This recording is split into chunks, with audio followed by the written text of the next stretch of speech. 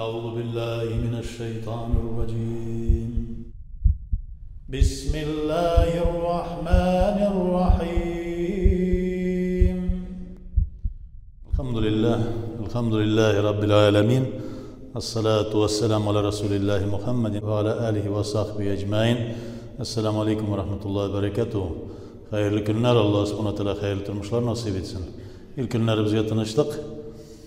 İl başlıklarımızga iman, ailelerimizge bereket, muhabbet, tenlerimizge selametlik, konularımızga mağrifet nuru nasip etsin Allah subhanahu teala.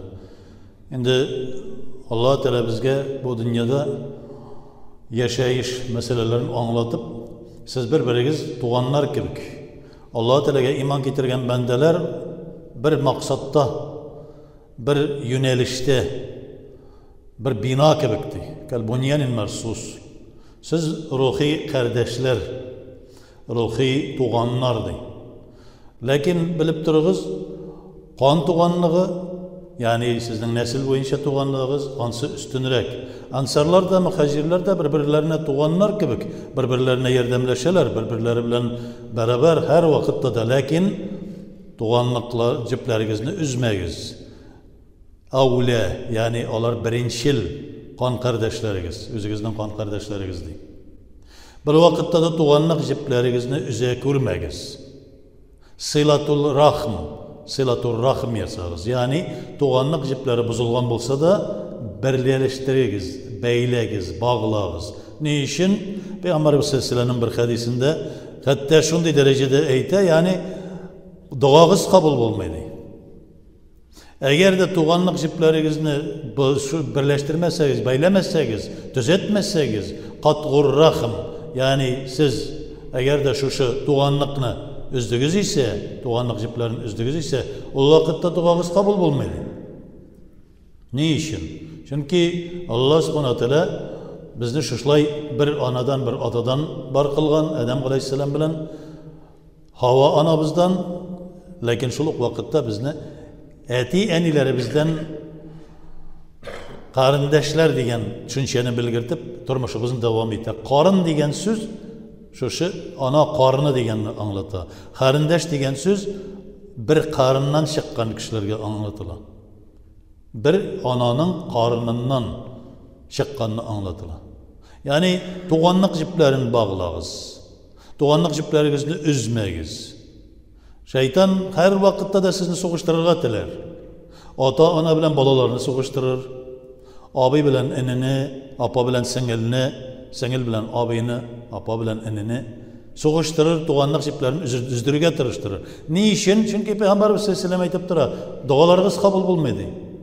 Şeytanın bütün tırışlığı nişikkine bulsa da siznin gamel gibadetlerini kabul ettirtirmişe Allah Teala tarafından kabul etilmegen gamel gibadet bulduysa, şu gibadetke bilgilenip koyulgan, ayırıp koyulgan vakitni sen boş ötkergen bulup sanalasın da senin ornun cennette bulmay. Günahların için cehennem aşağı, tamam o şekilde teyiş bulasın. Şeytan bütün tırışlığın şuna koyuyor.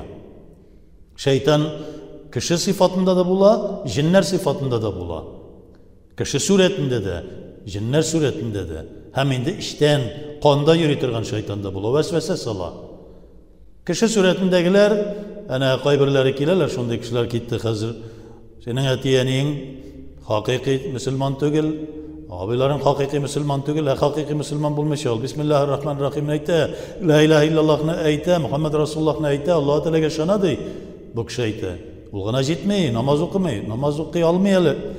Ürenü yolunda, namazga basmagan. Demek ol, senden tügül, üzerge kerek oranı değil. Doğanlık ciplerin üzdürttüre. Şeytan kişi suretinde. Bu kişi, sana gelip şuna eyte turan kişi, bir ay, 2 ay, 1 yıl, 2 yıl, hatta 10 yıl olsun. Eğer şuna eyteyken namaz kılıp yürütürgen, 1 ay, 2 ay, 3 ay, 10 ay, 1 yıl, 10 yıl namaz kılıp yürüyün. Lakin eğer de şunday sözler eyteyken, öz tuğanların bilen aranı deyip eyteyken, mutlakan şeytan bu. Ne için? Şeytan senin tuğanlık ciplerini üzdürttürüp, nişikkine bulsa da senin gamel gibadetini kabul ettirtmezke tırışa. Tuğanlık ciplerin Kur'an-ı Kerim'de eytip koyulgan. Ensarlar hem muhacirler birbirine ruhi kardeşler. Lakin kan kardeşlik evle. üstün olardan dey. Etiyeni bilen, tuğanlar bilen jiplerini saklarga kerak. Hatta Peygamberimiz sallallahu aleyhi ve sellem nerse dey? Hatta sen haklı bulup, tege tuğanın haksız bulup, arağızda bir qara meşi ötüp gitti ise, nendedir bir anlaşılmavşanlık gelip çıktı ise, barıp sen gafu etin. Kurban gayetlerinde gafu etin. Birer türlü beyramlarda gafu etin. Sen haklı bulsan da, ol haksız bulsa da sen birinci jipni düzeltirge tırış. Yani Müslümanlık kardeşlerine neşik deyip Peygamberimiz sallallahu aleyhi ve sellem Müslümanlar üzere tartkalaştılar ise 3 gün söyleşmeye başladılar, selam berişmeler, söyleşmeler. Nerse buldu dey, 3 gün şulay tırsalar, ikisi de cehennemlik buldu dey. Doğanlarda şulay yok. Doğanlar da şulay yok. Peygamberimiz sallallahu aleyhi ve sellem hatta Ebu Leheb'ni de indi tügel, yüzüne karşı soğuşup Bedir kıyısına salıngan şeye kaderi öğütledi, abiyim dedi. Dinge kil dedi. Türlü şey anırga kildi. İşiginden kovup çıkarsa terezesine kildi. Gündüz kovup çıkarsa tününe kildi. Abisini taşlamadı. Var bir etisinin enisi. Hatta Kur'an'da lağnet kılıngan Ebu Leheb. Allah Teala tarafından. Lakin taşlamadı. Bugün günde tuğanlık jiplerini üzdürttüre turgan tağın bir şeytanın türlü kuralları var. Bir köp şundi haller gitti hazır. Kardeşleri vefat bula. Tuğanları vefat bula da birge otururga korkarlar. Onu iske alıp, bu dünyadan kabirge koyulgandan soň birinin dişişi iske alatırgan vakıgalar var. Şoşunda jiyılıp oturup, tuğanlık jiplerini birleştire turgan meydanlar edi ol. 3'üsüne, 7'sine, 40'ına, yılına jiyıla turgan vakitlar, tuğanlık jiplerini birleştire turgan, bağlı turgan, beyli turgan, şoşu bir orun meydan edi ol. Ama indi, şeytanın şoşu kutkusu bilen, anda barsak avru elektribizdi deyip tuğanlar deyik hazır. Ne götkermişiz deyik? Tuğanlar kelmelerdi. Ne işin avru elektriden korkalar. Sen xıda bende sen ol avrunu avtobüste de elektriresin. Allah Teala sana takdirinde ol avru bilen avrup bu dünyadan kiterge yazgan bulsa, şuşu avru bilen kiterge yazgan bulsa, sen avtobüste de elektriresin, başka yerde de elektriresin. Ölü ecelge beyli, avruğa beyli tügül. Ömür boyu 10-15 yıl kişi pastilde yata avrup ölmi. Ölüm ecel bilen kile. Avru bilen de kilmi. Başka türlü nerse bilen de kilmi. Kişi pişağı bilen de kilmi. Birinidir kişinin maltığı bilen de kilmi. Maltıktan atsalar da, pişaktan şartlatsalar da ecel vakıtı bilen kile. Ecel yüzü vakıt deyip çünkü bilgilene. Tuğanlık jiplerin üzür dereceye gelip jettik. Bu bir ayanış hal. Kurşunu bilmez. Tuğanını bilmez dereceye gelip jettik. Peygamberimiz sallallahu aleyhi ve sellem'in tuğanlık jiplerin birleştirilişin nindi sadaka meselesinde aytkanda en birinci sadaka gailenge, ondan soň tuğanlarına, etiyeniğine, ebi babalarına, tuğan tomaşalarına, ondan soň oň yak görüşün, sol yak görüşün, hemen de başka mümin Müslümanlar diyen düşüncede. Bizden ni etiyeninin halin biliyor yok hazır, ni tuğanın halin biliyor yok, avru elektrim deyip korkup, ni başkası yok. Menetiki şeytanlar, işisi 7'si 40'ı yok, tigre yok, bulay yok deyip yürüyüşler, alar endi şatlanalar.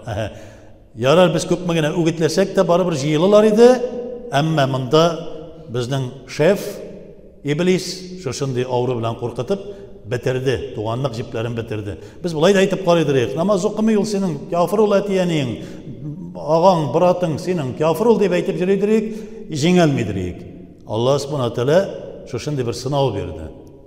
Şeytanların başlığı oturuna hazır, rahatlana, birleşip bitti, tuğanlık bitti, dostluk bitti, birbirisini hürmet etmiler, birbirine kelmiler, kömgende de kelmiler hazır. Şol dereceye kaldık, Allah saklasın. Sılatur rahim, tuğanlık jiplerin bağlav, beylev, senin duan da kabul etiler, bütün gamellerin de, gabeletlerin de kabul etiler. Qatqur rahim, tuğanlık jiplerin kesü, nindi buluğuna karamastan. Çünkü sen bugün Müslüman namaz okuyorsun. Senin tuğanın işip yürüdür belki. Azıp tozup yürüdür. Sen ölür aldığından imansız gittiğin mümkün. Ol işip yürüdürgen imanға geliyor mümkün son günlerinde. Şuna göre bu dünyada yaşaganda biz bu Müslüman, bu kafir deyip ağız açıp bir artık şapırınırga teyiş tügül biz.